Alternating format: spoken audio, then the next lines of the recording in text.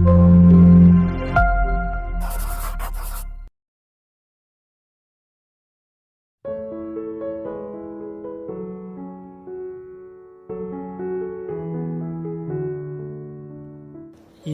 kalau tadi keutamaan ilmu, ada beberapa juga Mbak Hasim ngomong keutamaan ulama. Yang jelas dunia ini masih tertib, masih berputar dalam hukumnya atas jasa para ulama. Yo alim itu kan ilmunya tidak cuma ilmu agama.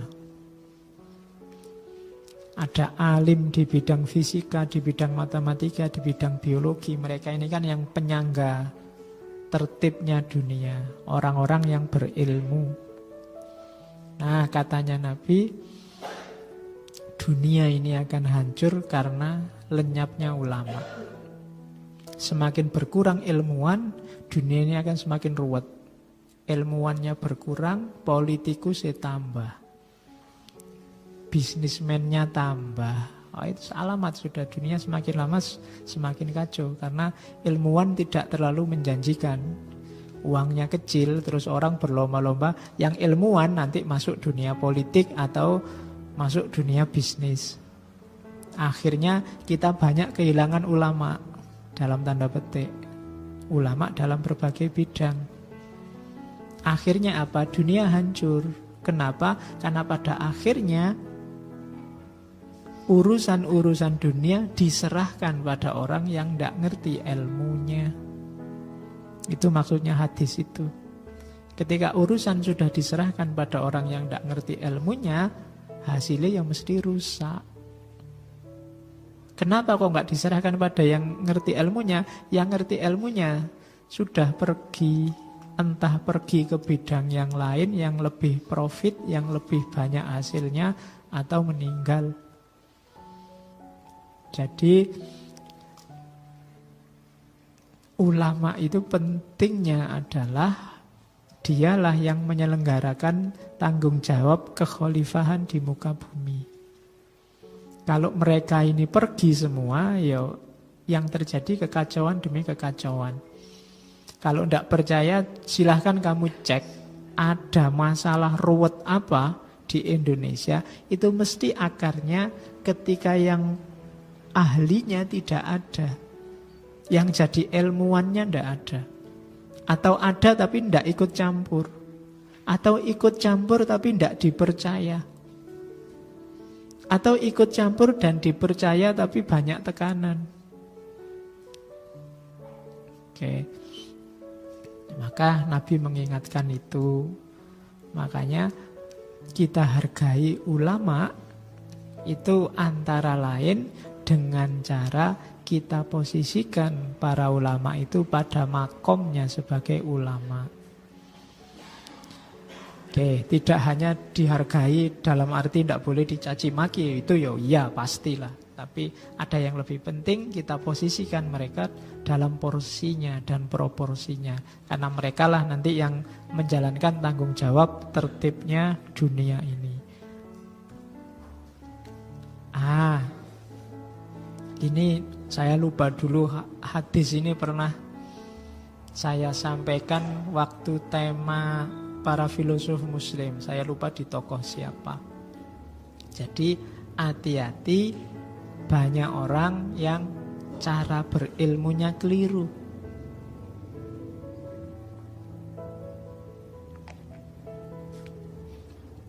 Itu peringatannya Nabi. Man tolabal ilma liyujadilal ulama wa yumariya bihis sufaha wa yasrifa bihi wujuhan nasi ilaihi. Kalau ada orang nyari ilmu niatnya 3 ini, adkholahun nar.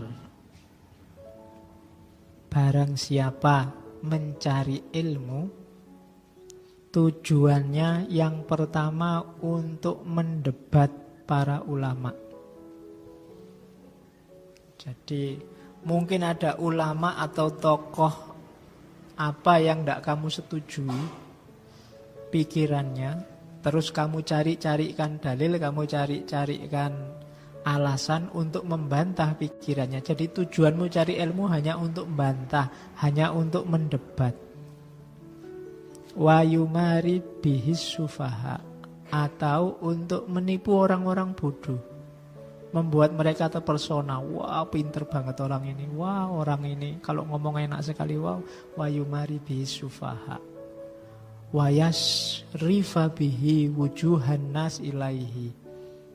Yasrifa bihi wujuhan nas itu dan berpaling padanya wajah-wajah orang lain. Maksudnya apa? Popularitas, pingin terkenal.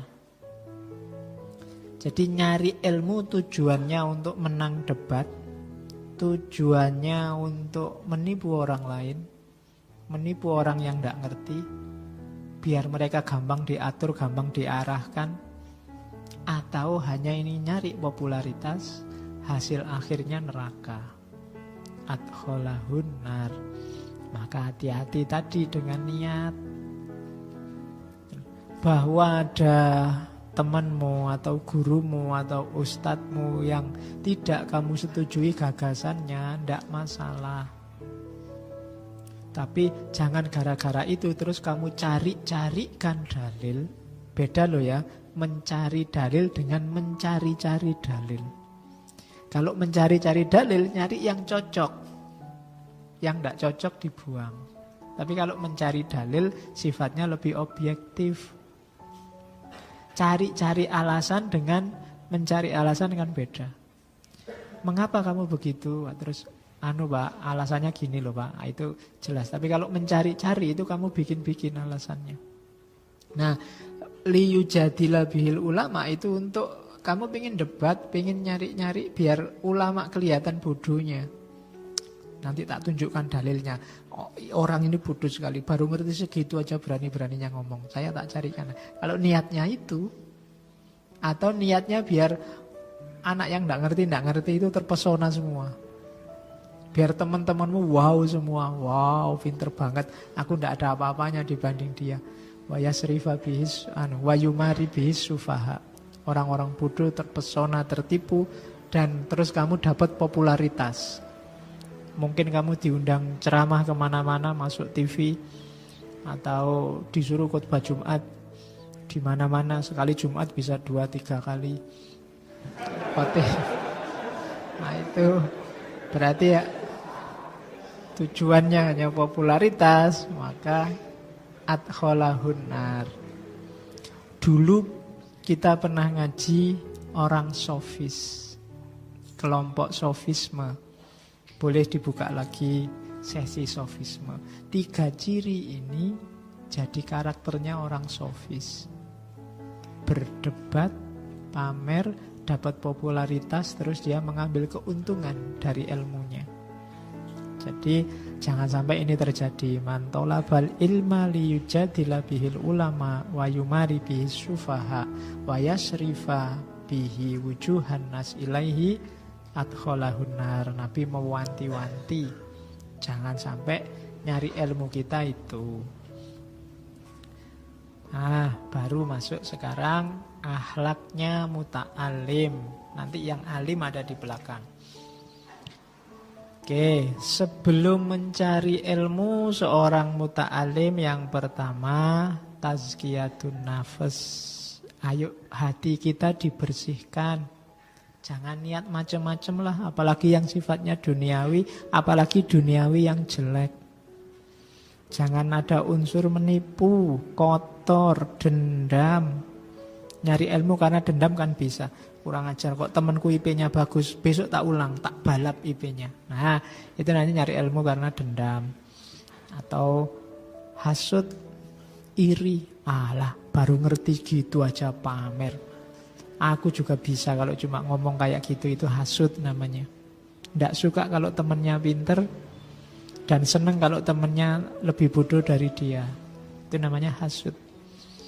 Kemudian jangan sampai untuk niat hal-hal yang tidak baik atau budi pekerti yang tidak baik, yang jelek, pokoknya kita bersihkan semua. Terus kita masuk ke dunia ilmu. Jadi seperti saya bilang di depan, karakternya tidak dicari di tengah saat cari ilmu, tapi sebelumnya. Karakter kita harus jernih. Setelah itu baru bismillah cari ilmu lillahi ta'ala. Kalau sudah dapat, saya niat akan saya amalkan. Biar syariat Islam hidup, biar hati batin terang, dekat sama Allah. Terus niatnya itu saja cukup. Sisanya biar Allah yang ngatur. Jangan tertipu oleh cita-cita duniawi. Apapun itu, nanti menjebakmu sendiri. Kalau bahasa pesantrennya membuat ilmu tidak barokah. Ilmu tidak barokah itu ilmunya malah jadi sumber masalah. Hari ini kan banyak pengetahuan yang jadi sumber masalah. Jadi sumber debat, gegeran, terus jadi sumber perpecahan, jadi sumber gontok-gontokan. Nah, itu ilmunya jadi sumber masalah, tidak barokah. Biar barokah, bersihkan dari awal dirimu, kemudian isilah dengan niat lillahi ta'ala. Jadi kalau ditanya kuliah nyari ilmu. Besok kalau lulus mau jadi apa? Ya terserah Allah. Wong kita punya Tuhan. Yang penting kita sungguh-sungguh serius berusaha, apakah itu berusaha cari ilmu atau besok berusaha untuk bekerja, Allah pasti membuka jalan. Yakin kamu? Yakin. Nah, itu kalau yakin mantap ya. Kadang-kadang kan kamu ragu sendiri. Kalau kamu ragu ya hasilnya ya setengah. Saya sering bilang Allah itu akan masuk dalam dirimu sejauh kamu beri berapa luas Allah ruang dalam dirimu. Jadi Allah kamu kasih dalam hidupmu berapa persen, ya sejauh itu Allah masuk. Kalau kamu yakinnya cuma 50%, ya Allah datangnya cuma 50%. Kalau kamu beri Allah jatah 99% untuk hidupmu, ya Allah datangnya 99%. Kalau kamu tidak terlalu yakin, ya Allah juga enggak terlalu bantu. Jadi Allah inda dzanni abdi, makanya semakin mantap kepasrahanmu, semakin dalam Allah masuk. Biasanya semakin orang wawasannya luas itu tipuannya di situ. Semakin pertimbanganmu banyak kan semakin banyak hal lepas. Termasuk hubungannya sama keimanan tadi. Kamu terus mikirnya ya rasional aja lah Pak. Kita ini kan manusia. Kalau kuliah saya nilainya jelek, kemudian wajahku ya jelek, kemudian IP ku ya jelek, terus besok mau jadi apa? Kita rasional aja lah Pak, manusiawi aja lah Pak, kan ngono. Ya ilmumu sendiri yang menjebakmu jadi begitu. Bagi Allah kan tidak ada yang tidak mungkin. Saya kuliahnya filsafat Pak, besok mau jadi apa? Di lowongan manapun tidak ada, dicari. Ya kan? Dicari seorang filosof itu tidak ada. Ya kan? Saya ngertinya belajarnya ilmu tasawuf Pak. Buka koran tidak ada dicari seorang sufi ngono ra ono. Ya, lalu kerjanya apa Pak saya itu? Ya sampai segitu nanti Allah intervensi dalam hidupmu. Maka yakinlah, tidak usah khawatir. Wong Jokowi pengusaha mebel iso dadi presiden.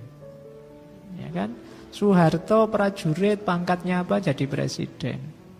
Soekarno orator pejuang jadi presiden.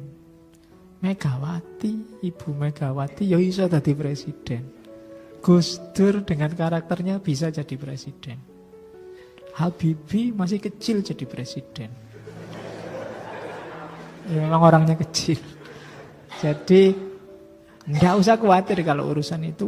Tugasmu cuma berusaha aja semaksimal mungkin nyari ilmu, nyari rezeki. Kalau besok kerja pasrahkan pada Allah. Allah yang ngatur. Oke, jadi nyari ilmu yang pertama bersihkan diri, niatlah yang baik. Setelah itu baru ini adab sebenarnya, tapi di adabul alim dijadikan satu, akhlak sama adab. Ya bahasa umumnya memang attitude, perilaku. Yang pertama, untuk membantu niat yang baik tadi, jangan menunda-nunda. Ini penyakit yang banyak kita alami sebenarnya. Ndak segera dikasih tugas oleh dosennya, nanti di pertemuan ke-13, ya nggarapnya malam sebelum pertemuan ke-13. Akhirnya kesusu-susu. Begitu waktunya presentasi, oh tadi malam lampunya mati ya Pak. Alasannya gitu. Terus belum di print Pak, printer saya kok yang ngadat. Kalau pas ngeprint makalah mesti ngadat Pak. Kalau yang lain enggak. Jadi enggak, kenapa enggak kemarin-kemarin? Kita menunda-nunda. Ada tugas nulis ya ditunda-tunda. Kalau kepepet baru senyampe-nyampeknya. Segeralah. Karena petunjuk Al-Quran, fa'idha faragta fansab. Kalau kerjaanmu yang ini selesai, kamu bisa ganti yang lain segera. Dan nanti kamu akan produktif, karyamu banyak. Kalau kerjaan satu itu nggak selesai-selesai, ya sudah. Mau nulis, semangat Pak nulis, begitu pegang laptop, terus sebentar Pak buka Facebook dulu. Ya kan? Terus baca postingannya orang, ikut ngomentari, terus buka yang lain. Loh kok ada yang bagus postingan? Akhirnya nggak situ nulis. Karena begitu. Mau baca juga begitu. Begitu lihat HP kok WA banyak yang ribut apa ini, terus nggak jadi. Jadi jangan ditunda belajarmu, urusan ilmu. Segerakan, dahulukan. Kalau sudah selesai, pingin Facebookan sebentar, main WA sebentar, monggo. Tapi tugasmu selesai, kamu bisa ganti ke tugas yang lain. Jadi nasihatnya Mbak Asim, yuk bersegera. Terus qanaah. Itu gandengannya niat lillahi ta'ala tadi, itu qanaah. Qanaah itu tidak banyak keinginan dan angan-angan. Mikirnya gak usah aneh-aneh, membayangkan yang macam-macam, pokoknya sinau aja. Terima aja apapun hasilnya dalam hidupmu tentang apapun. Karena biasanya kalau kamu nggak qanaah, sangat banyak hal yang bisa kamu jadikan alasan untuk tidak serius cari ilmu. Pak, yo enak temanku itu duitnya banyak Pak, bisa beli buku terus, saya nggak bisa. Alasan. Pak, ya enak dia Pak, karena kos-kosannya enak, nggak terganggu, belajarnya tenang. Saya ini kos-kosan cae kaya setan kabeh. Misalnya. Ya kan kamu sering gitu tuh mengeluh, semua jadi alasan karena kamu tidak qanaah. Jadi segera dikerjakan dan qanaahlah terhadap situasimu. Tidak usah, kenapa kamu jadi mengeluh? Karena kamu ingin banyak hal yang tidak kamu miliki. Nanti kalau kamu memiliki yang kamu inginkan yang lain dan tidak ada habisnya. Kalau kayak dia enak Pak, laptopnya edisi terbaru, mau download, mau apa-apa cepet. Saya ini laptopnya masih laptop lama Pak, sering hang, masih harus dipukul-pukul, masih harus digoyang-goyang. Nah, ya, selalu mengeluh. Oke, jadi yang kedua qanaah, terima situasi sekelilingmu, atasi itu. Tidak usah terlalu banyak berangan-angan. Karena terlalu banyak berangan-angan, keinginan macam-macam biasanya terus tidak jalan. Yang ketiga, adab akhlaknya pencari ilmu. Selanjutnya, membagi waktu, memanfaatkan waktu. Ini juga yang kita hari ini sangat banyak ketipu oleh waktu. Seolah-olah waktu kita sempit padahal banyak. Seolah-olah kita sibuknya luar biasa, padahal ya nggak punya jabatan apa-apa, nggak jadi apa-apa, itu koyo penting banget. Terus waktunya susah, wah, kapan ya Pak saya bisa mulai nulis? Seolah-olah waktumu itu repot terus, jadi mulai nulis saja kamu bingung. Loh emangnya kamu enggak punya waktu? Banyak sih Pak, tapi kapan ya Pak saya bisa menyelesaikan? Banyak waktumu, coba diatur, manfaatkan yang baik. Karena kan ada pepatah kan, al-waktu kasaif. Kalau bukan kamu yang motong waktu, kamu yang dipotong oleh waktu. Terus mempersedikit makan minum. Mempersedikit itu bukan berarti terus kamu tidak makan puasa, tidak. Maksudnya fokusmu jangan pada makan dan minum. Makan dan minum secukupnya. Makan dan minum itu alat untuk mendukung, jangan jadikan tujuan. Kalau kamu makan dan minum aja dipikir, ya waktumu habis untuk hal-hal tidak penting. Habis sarapan sudah mikir nanti siang makan apa ya, di mana ya, ya sudah. Apalagi yang masak sendiri itu mikirnya sudah jam per jam itu mikir masak apa, makan apa, di warung mana. Nanti habis makan siang, wah ini siang ini makan ini enaknya malamnya di mana ya. Nanti kalau ke sana, enggak. Makan itu enggak usah dipikir panjang-panjang, waktunya makan baru mikir. Oke. Jadi tidak usah membayangkan yang aneh-aneh, ya punyanya berapa ya itu. Kalau bisanya angkringan, ya angkringan, tidak usah berangan-angan, wah ini enak kalau makannya di sana, tidak usah. Pokoknya makan jangan jadi pikiran. Makan dan minum nggak usah jadi beban. Terus makanya istilahnya mempersedikit kuantitas maupun kualitas. Biar kamu tidak sibuk di situ. Terus wirai itu jelas. Menjaga diri dari tadi yang tidak jelas, yang subhat, yang bisa merusak diri kita. Kamu sendiri bisa ngerti mana yang merusak, mana yang tidak. Apalagi hari ini segala hal yang kamu pegang itu punya dua potensi, merusak atau mendukung potensimu. Kamu yang memainkan HP-mu, laptopmu, bahkan temanmu, dosenmu, kampusmu, itu bisa memainkan dua peran. Tinggal kamu milih peran yang mana. Temanmu dia bisa mendukungmu, bisa merusakmu. HP bisa mendukungmu, bisa merusakmu. Maka terapkan model wirai, jaga diri. Seorang sufi bilang caramu untuk bisa wirai adalah malulah pada Allah. Orang yang punya malu terhadap Allah itu biasanya hidupnya lebih terjaga. Kita biasanya malunya hanya pada manusia. Sama Allah kita sering tidak malu. Kita tahu Allah ngerti apapun yang kita lakukan, tapi kan kita tidak pernah malu. Kalau pas dosa, loh Allah ngerti loh kalau kamu gitu. Tenang aja, Allah kan gak cerewet. Kita lebih santai kalau Allah yang tahu. Kalau kamu bisa punya rasa malu pada Allah, malu dilihat Allah, hidupmu akan luar biasa. Tidak usah banyak orang nasihati kamu, nuntun kamu sudah otomatis tertib hidupmu. Kesadaran dan rasa malu di hadapan Allah itu luar biasa. Terus yang selanjutnya, tidak banyak tidur.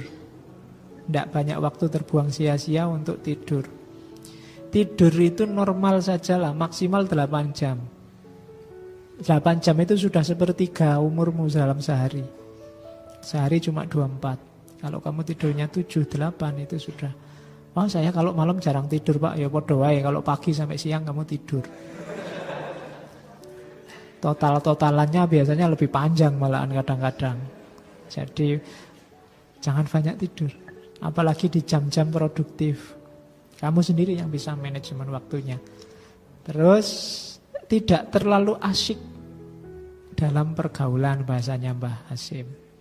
Karena kadang-kadang pergaulan sama teman itu menghabiskan waktu. Bukan tidak boleh. Boleh, cuma jangan terlalu tenggelam di situ. Ya jangan anti teman. Tapi secukupnya. Syukur-syukur bisa mendukung pertumbuhan wawasanmu, pertumbuhan keilmuanmu. Jadi jangan tenggelam di situ, apalagi dengan lawan jenis. Itu biasanya kalau sudah masuk ke dunia itu kamu susah keluar sudah dengan lawan jenis. Yo lebih gawat lagi kalau sesama jenis. Cuma ya normalnya kan lawan jenis. Jadi kalau ada yang masuk kategori sesama jenis itu lebih bahaya lagi.